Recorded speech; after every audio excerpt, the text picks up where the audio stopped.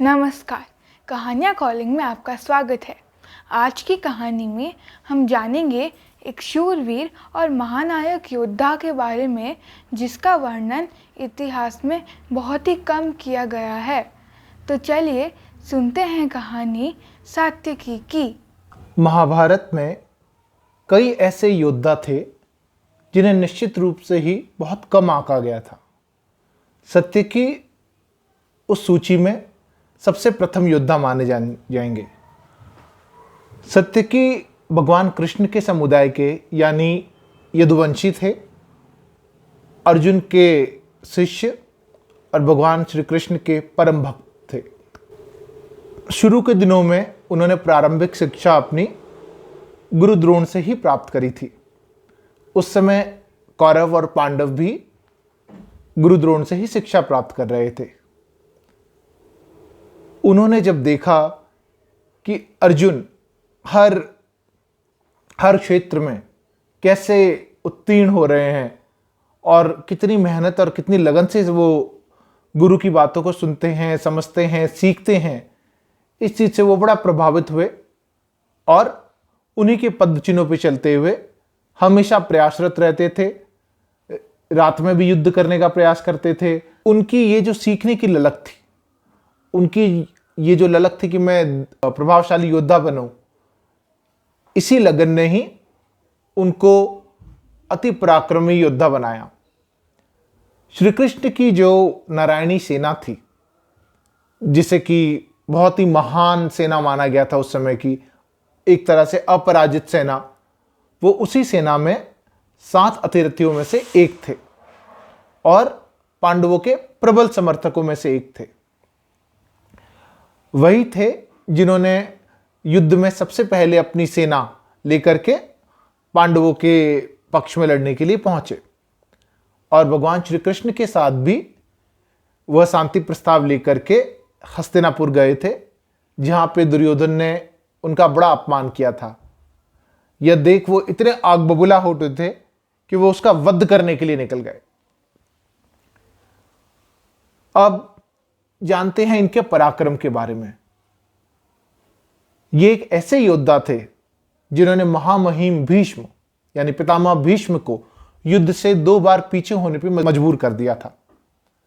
वो निश्चित रूप से एक अपराजित योद्धा थे भीष्म पितामह, परंतु उनके युद्ध कौशल से, इनके पराक्रम से इन्होंने उसे 2 बार पछाड़ दिया था।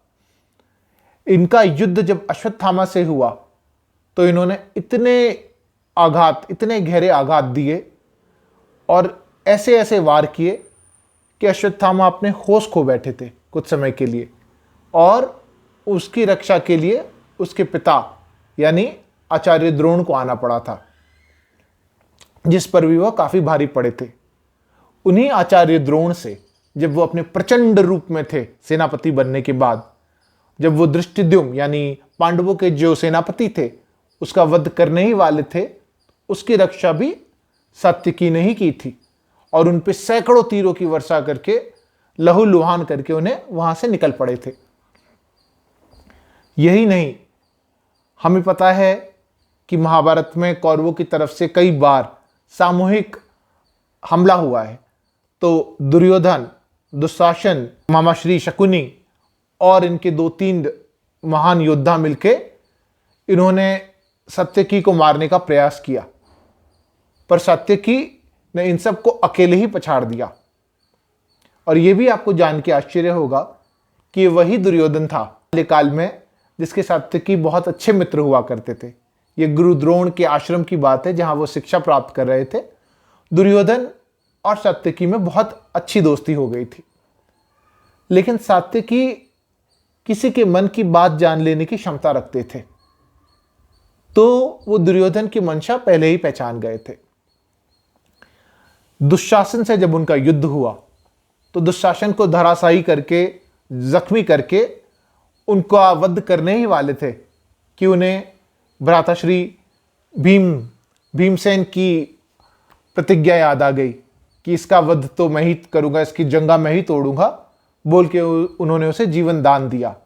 अब जब भीमसेन की बात आती है तो हम सबको याद होगा भागदत्त या और सुप्रतिक के साथ उनका हुआ युद्ध, जो कि हमने पहली कहानी सुप्रतिक में आपको बताया है। सुप्रतिक और भागदत्त एक ऐसे संगी साथ, सुप्रतिक हाथी था और भागदत्त एक महारथी थे, जिनके साथ युद्ध करना आसान नहीं था। सुप्रतिक खुद इतना कुशल था कि वह किसी को भागदत्त तक पहुंचने ही नहीं देता था, लेकिन उस भागदत्त को भी सात्यकी ने अपने युद्ध कौशल से इतनी बुरी तरह पराजित किया कि उसकी रक्षा के लिए दुर्योधन को अपने भाइयों को भेजना पड़ा। अब उसके साथ उस वक्त भी सुप्रतिक हाथी था, लेकिन उसकी युद्ध कौशल ऐसा था कि वह सुप्रतिक से बहुत दूर रहता और भागदत्त के सारे वार विफल करके उसी पे भारी पड़ता। वही भाग्यदत्त है जिससे कि भीमसेन भी पार ना पा सके थे। इसके युद्ध कौशल से अर्जुन इतने प्रभावित थे कि उनका मानना था कि वह अतिरथी नहीं बल्कि उन्हीं की तरह एक महारथी है, और उनका विश्वास सबसे अधिक सात्यकी पे था। उनका कहना था युद्ध के 14वें दिन, जबकि अर्जुन ने प्रतिज्ञा ली थी कि वो जयद्रथ का वध करके ही लौटेंगे, उनका कहना था कि यदि सात्यकी यहां रहता है युधिष्ठिर की रक्षा के लिए, तो वो इस प्रकार होगा जैसे मैं स्वयं उनकी रक्षा कर रहा हूं। इससे आप अंदाजा लगा सकते हैं कि सात्यकी का युद्ध कौशल क्या था, कैसा था, और इसी कारणवश अर्जुन श्री कृष्ण के साथ जयद्रथ का वध करने जा सके। इधर द्रोणाचार्य ने युधिष्ठिर को बंदी बनाने की योजना बनाई, लेकिन उसको विफल होने का कारण यही था कि सात्यकी ने उन्हें खदेड़ दिया, उन्हें युद्ध में चुनौती दी और बहुत रकम से जख्मी किया। वह खुद भी बहुत जख्मी हुआ, लेकिन उसने उन्हें युधिष्ठिर के पास तक नहीं फड़कने दिया। भीमसेन भी वहां थे। भीमसेन जिनके नाम से ही हमें समझ आता है कि जो एक सेना के बराबर है, पर वह आचार्य द्रोण के धनुर्विद्या के आगे विफल हो जाते थे। अब जब बात इतने युद्ध कौशल की आती है, तो यह सवाल उठता है कि युद्ध के 13वें दिन जब चक्रव्यूह रचा गया था और जब अभिमन्यु का वध किया गया था, तब सात्यकी कहां थे? सात्यकी उस दिन भी वहीं मौजूद थे, परंतु उन्हें चक्रव्यूह भेदना नहीं आता था। अब चक्रव्यूह, जैसा कि हम सब जानते हैं, वो 7 चक्रों की रचना ही नहीं होती। उसको अगर मैं कहूंगा आपको, तो it's a very complex creation, जिसका तोड़ बहुत ही मुश्किल है। आपको अगर उसकी शिक्षा ना मिली हो और आपने उसका प्रयास ना किया हो, तो उसे तोड़ पाना और उससे निकल पाना असंभव है, जैसा कि अभिमन्यु के साथ हुआ था, जो वहां घुस तो गया था पर निकलने में विफल रहा। तो अभिमन्यु चक्रव्यूह में गए, उसके पीछे चारों पांडव भाई और दृष्टिद्युम्न, जो कि उनका सेनापति थे, उसकी सहायता के लिए पीछे गए। ये तो रही चक्रव्यूह तोड़ने की बात, और अर्जुन दूर जा चुके थे, लेकिन पीछे जो इतनी भारी सेना थी, उसका क्या? उसका नेतृत्व कौन करता? उसका नेतृत्व का भार और उनकी रक्षा का भार दोनों सात्यकी के कंधों पे था।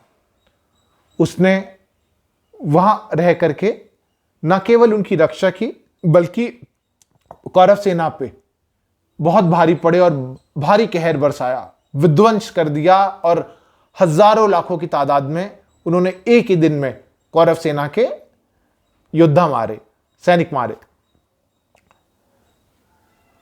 और आपको जान के आश्चर्य होगा कि 12 योद्धा जो बचे थे युद्ध के बाद, यानी 5 पांडव जो जीवित रहे थे, उन 12 लोगों में से, यानी 5 पांडवों के अलावा उन 12 लोगों में से सात्यकी एक थे जो इस महाभीषण संग्राम में भी जीवित रहे। आशा है कि आपको ये रोचक तथ्य जानकर अच्छा लगा। हमें आपके कमेंट्स का इंतज़ार रहेगा।